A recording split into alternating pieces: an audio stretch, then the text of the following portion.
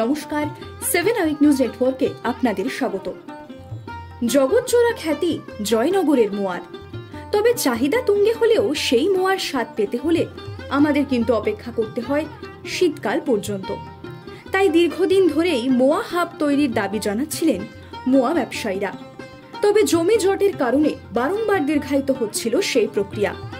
এরপর মুখ্যমন্ত্রী ঘোষণার পর অবশেষে গত জানুয়ারি থেকে জয়নগর মজিলপুর পৌরসভার মাঠে 4.5 কাঠা জমির ওপর বহু প্রতীক্ষিত সেই মোয়া হাবের নির্মাণ প্রক্রিয়া শুরু করে খাদি গ্রামীণ শিল্প বোর্ড।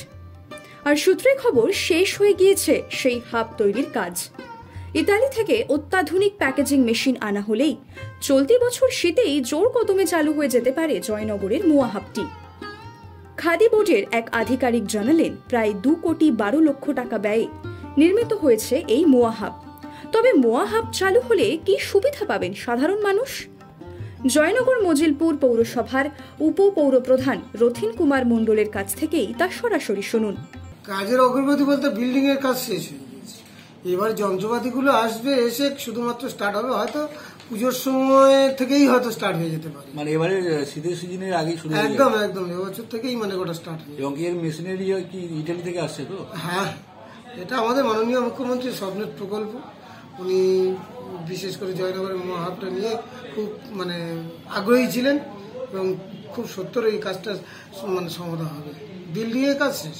ধরুন, মানুষ শুধু শীতকালেই মোয়াটা পেত, এই মোয়া হাবটা হওয়ার ফলে দেখা যাবে যে মানে কি শীতকালের পরেও গ্রীষ্মেও মোয়া পাওয়া যাবে, কেননা ওখানে তো সংরক্ষিত হবে এবং সেই সংরক্ষিত মোয়া পৃথিবীর বিভিন্ন প্রান্তেও চলে যাবে।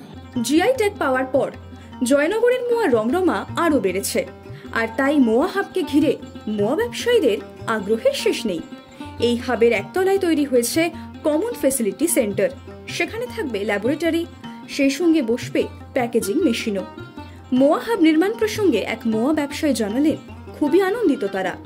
জয়নগরে মোয়া হাব যে খুব শীঘ্রই আমাদের হচ্ছে, সেটার জন্য আমরা খুবই আনন্দিত।